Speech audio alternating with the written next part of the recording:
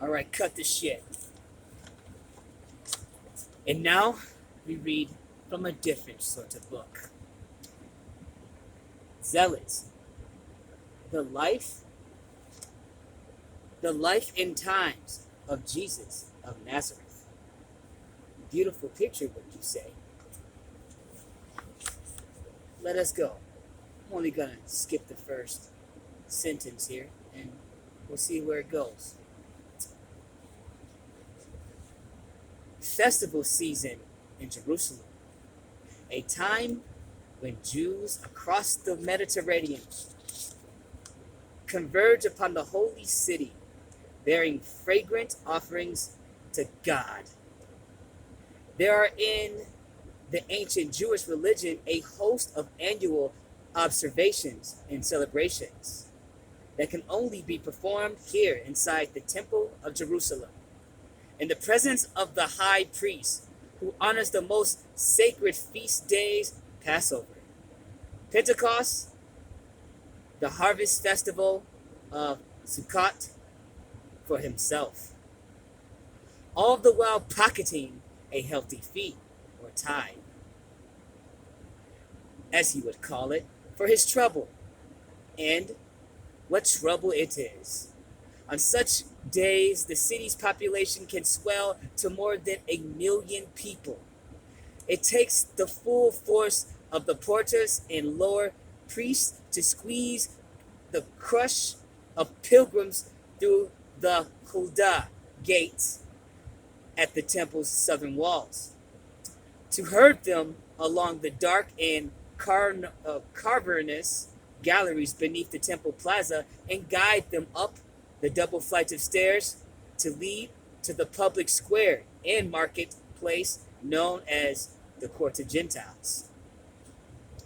The Temple of Jerusalem is roughly rectangular structure, some 500 meters long and 300 meters wide, balanced atop Mount Moriah on the eastern edge of the Holy City. Its outer walls are rimmed with covered porticos whose slab-topped roofs, held up by rows after rows of glittering white stones, columns protect the masses from the merciless sun. On the temple's southern flank sits the largest and most ornate of the porticos, the royal porticos, a tall two-story basilica-like assembly hall built in the customary Roman style.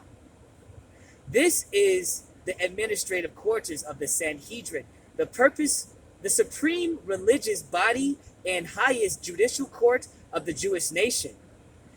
It is also where a clatter of merchants and grubby money changers lie in wait as you make your way up the underground stairs and onto spacious sunlit plaza.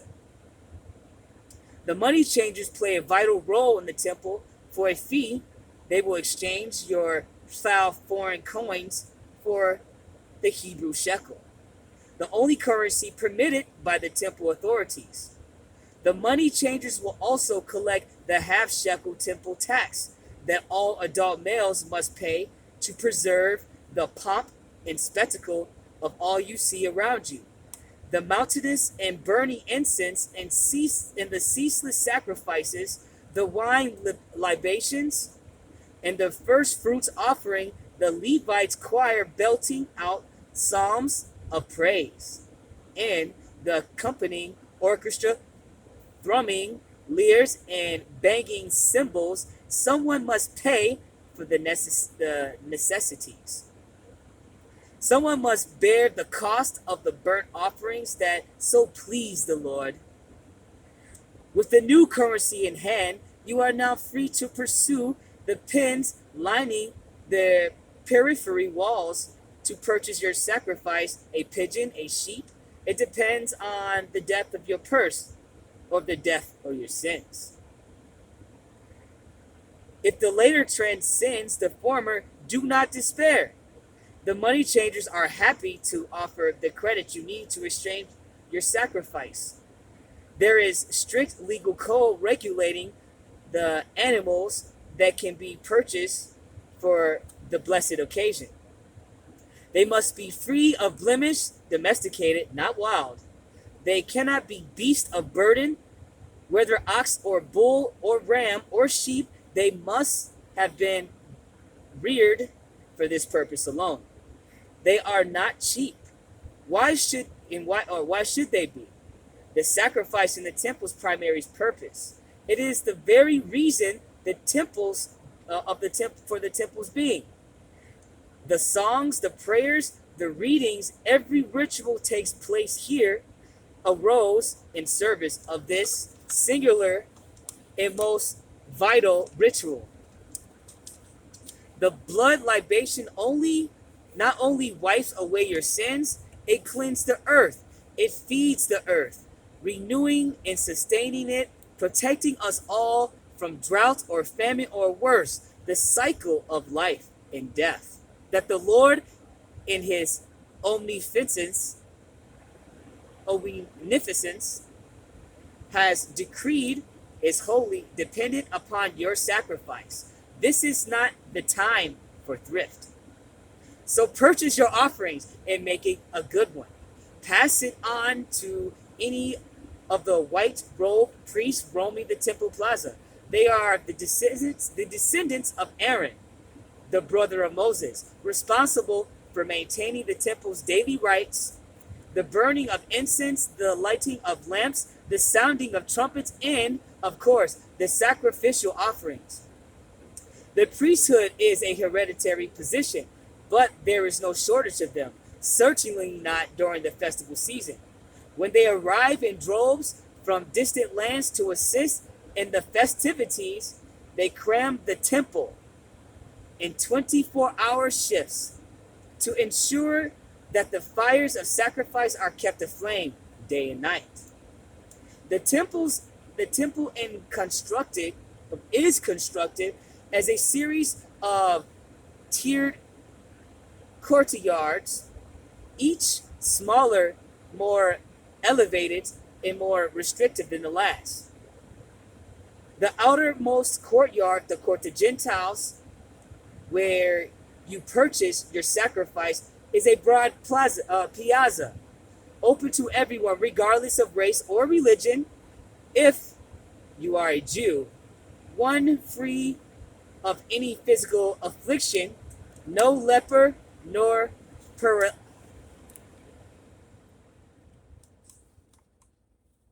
paralytics,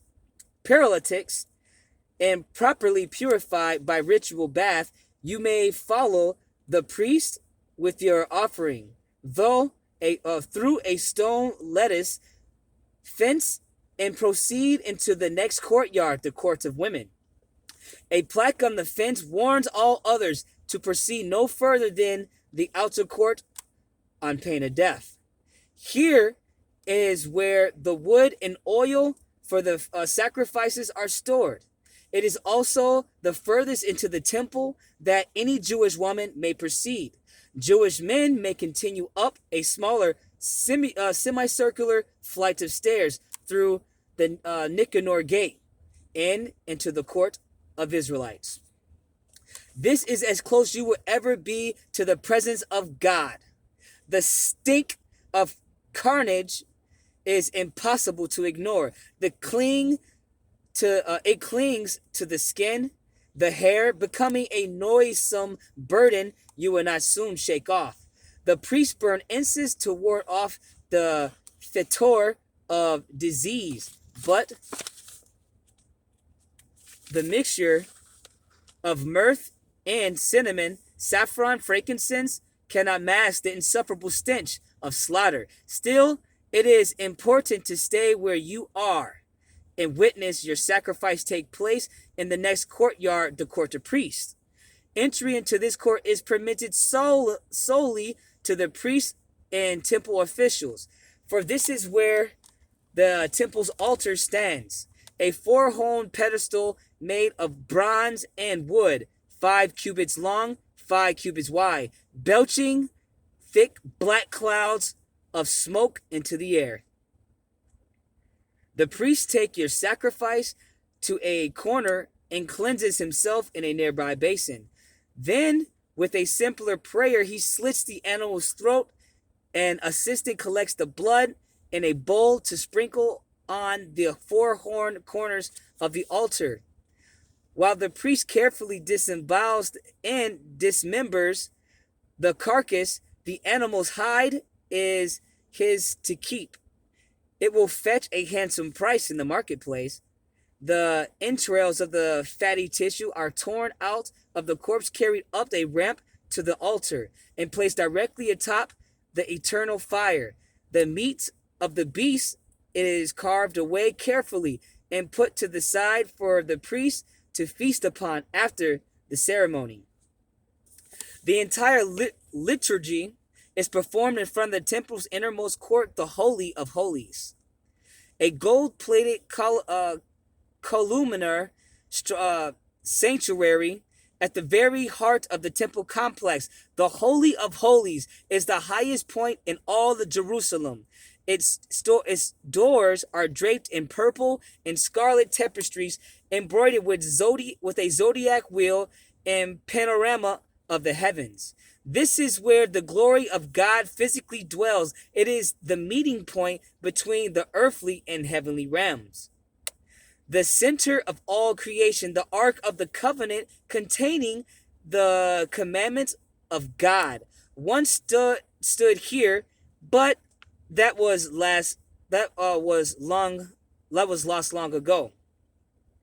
There is nothing inside the sanctuary. It is a vast empty space that serves as a conduit for the presence of God, channeling his divine spirit from the heavens, flowing it out in concentric waves across the temple chambers, through the court of priests and the court of Israelites, the court of women and the court of Gentiles, over the temple's porticos, walls, and down into the city of Jerusalem, across the Judean countryside to Samaria and Idumea, Perea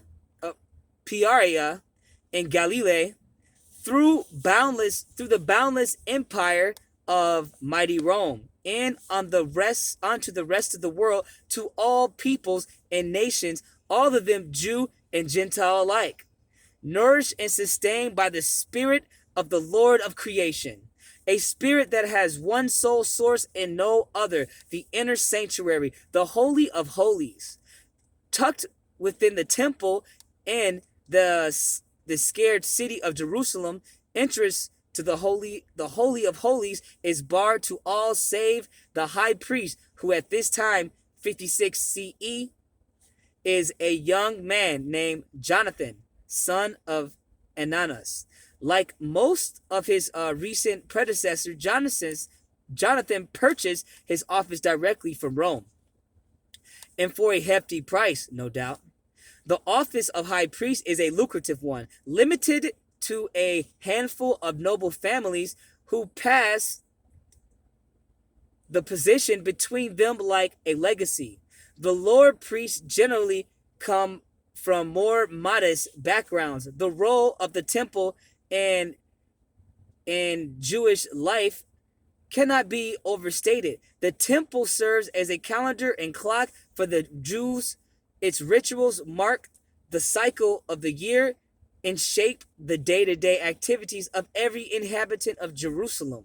It is the center of commerce for all Judea, its chief financial institutions and largest bank. The temple is as much the dwelling place of Israel's God as it is the seat of Israel's nationalists.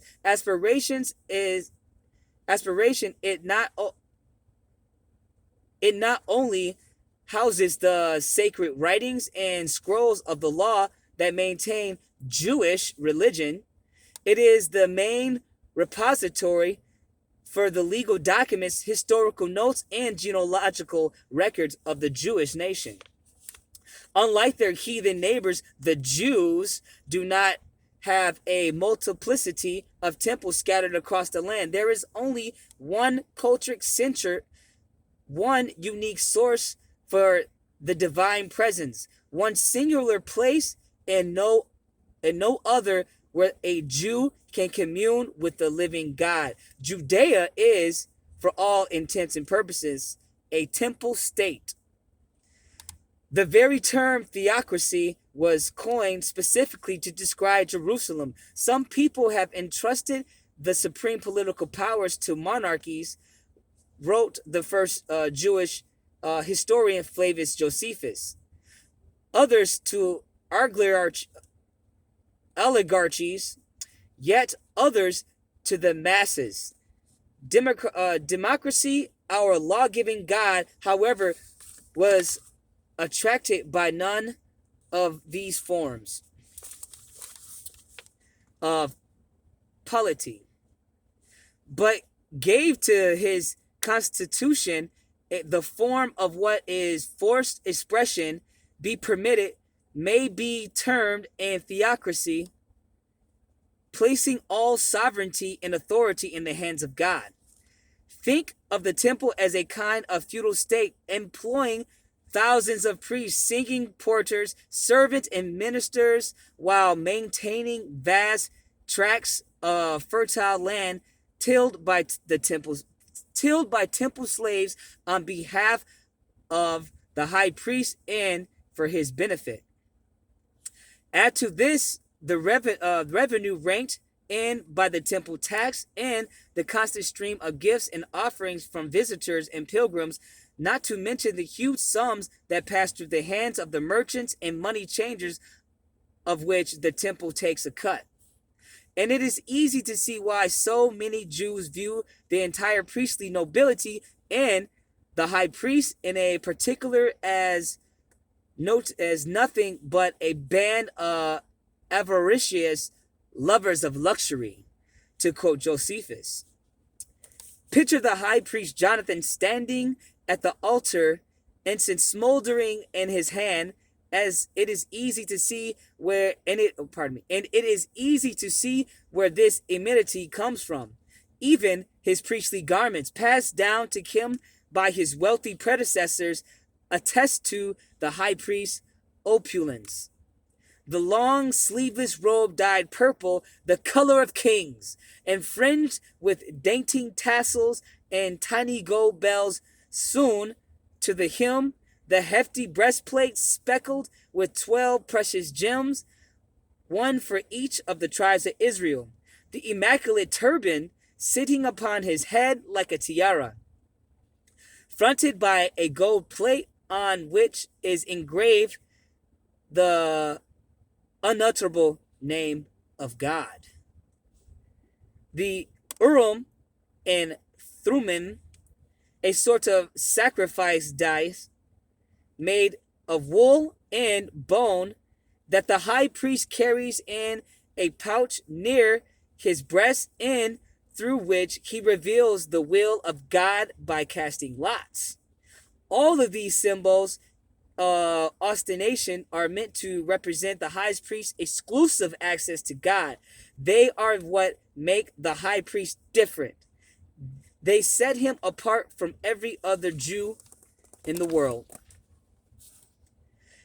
It is for this reason that only the high priest can enter the Holy of Holies, and on only one day a year, Yom Kippur, the Day of Atonement, when all the sins of Israel are wiped clean. On this day, the high priest comes into the presence of God to atone for the whole nation. If he is worthy of God's blessing, Israel's sins are forgiven. If he is not, a rope is tied to his waist, ensures that when God strikes him down or strikes him dead, he can be dragged out of the Holy of Holies without anyone else defiling the sanctuary. Of course, on this day, the high priest does die, though not, it would seem, by the hand of God. The priestly blessings complete, and the Shem sung, "Hear, O Israel, the Lord is our God, the Lord alone." The high priest Jonathan steps away from the altar and walks down the ramp into the temple's outer courts. The moment he arrives at the court of Gentiles, he is swallowed up by frenzy of exaltation. The temple guards form a barrier of purity around him, protecting the high priest from contaminating hands of the masses. Yet it is easy for the assassin to track him.